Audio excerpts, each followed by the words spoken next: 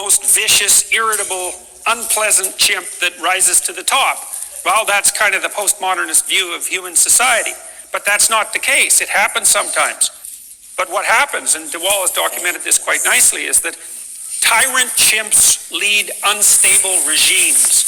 Now, that might sound familiar because the same thing, of course, is true of human beings. Why is that? Well, it's because, people don't like tyrants, and chimps don't like them that much either. And chimps are actually quite reciprocal in their social interactions. So they don't just dominate each other, they groom each other, they have friendships, they contract social relationships over very long periods of time.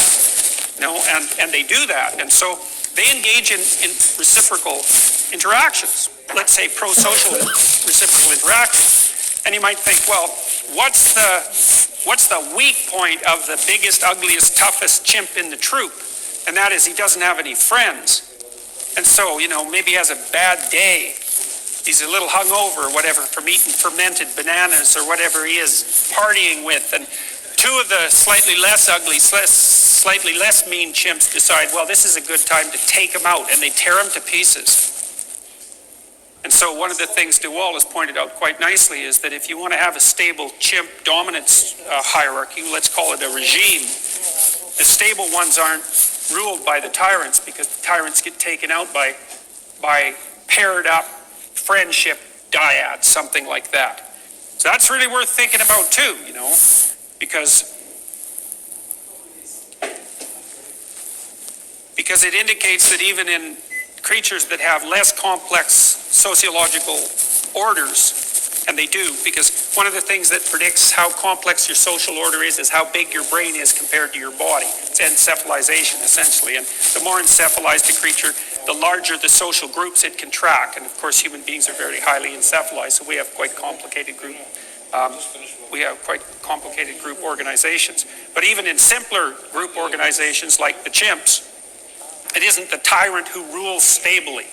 And that turns out to be also incredibly important. Okay, so so much for the idea that power is the only game in town. Then you got to ask the question is, well, this is actually a postmodern question. So, one of the things Derrida said, the main postmodern joker, is that by categorizing, you privilege one concept and you force other concepts out to the margins. And so he believed that when you constructed a hierarchy of power, the hierarchy of power privileged certain people and marginalized others. And that's really not that brilliant an observation as far as I'm concerned. It's rather commonplace. All it means is that when you categorize something, that there are things that are in the category and a bunch of things that aren't. And so you actually can't categorize anything, which means you can't perceive anything, which means you can't think or live without making some things in the middle and everything else on the outside. It's part of categorization itself. And so maybe the postmodernists would go far enough to question the utility of categorization itself, and I think to some degree they do that.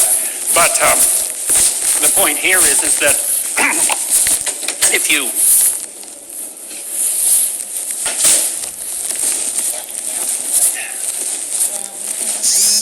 have to ask why it is that you would, if you were a postmodernist yourself, why it is that you would privilege the idea of power above all else. It's exactly what is it that you're pushing to the margin.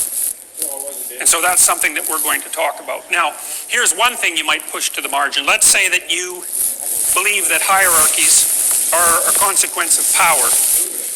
Well, then you push competence to the margin. And then applying the postmodernist logic, you might say, well, the reason you're privileging power is so that you could push competence to the margin.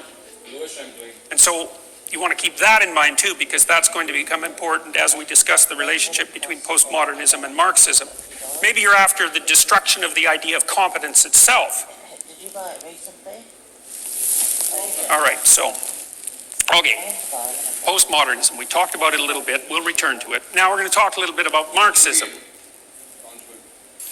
I've got a quote here from Marx. The proletarians have nothing to lose but their chains. Well, that was pretty good for like 1880 or 1890 or whenever it was he wrote it, somewhere around that period of time. Turned out the proletarians had a lot more to lose than their chains. They had their lives and their families to lose. And that was demonstrated amply as a consequence of the, what would you call it, the sociological movements that were put into place when the Marxist presuppositions began to govern societies like the Soviet Union. So, all right. So let's take the same postmodernist approach. So here's some basic tenets of Marxism. It's bourgeoisie against proletariat. The bourgeoisie are the capitalists, the property owners, those sorts of people.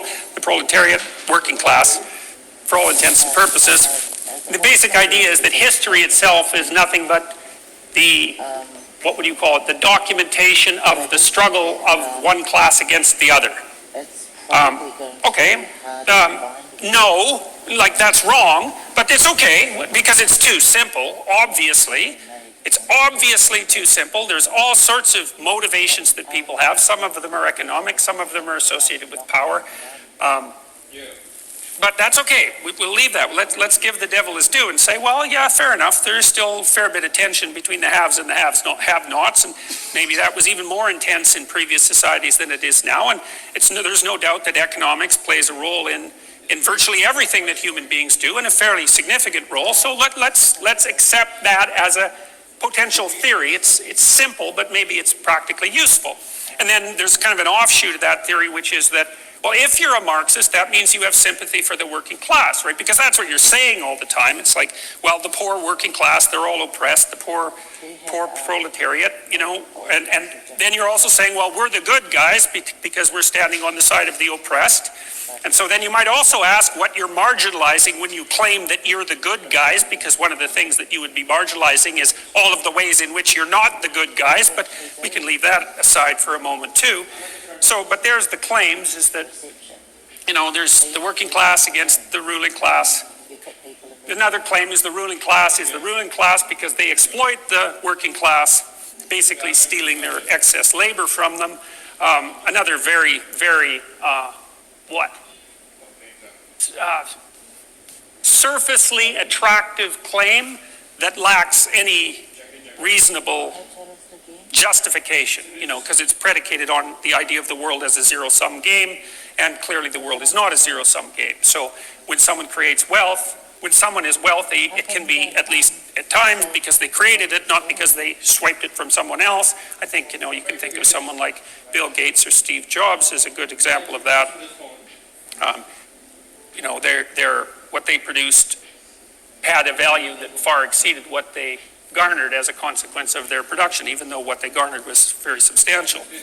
So anyways, but we'll get, like I said, we're going to give the devil his due. Okay, it's the bourgeoisie against the proletariat.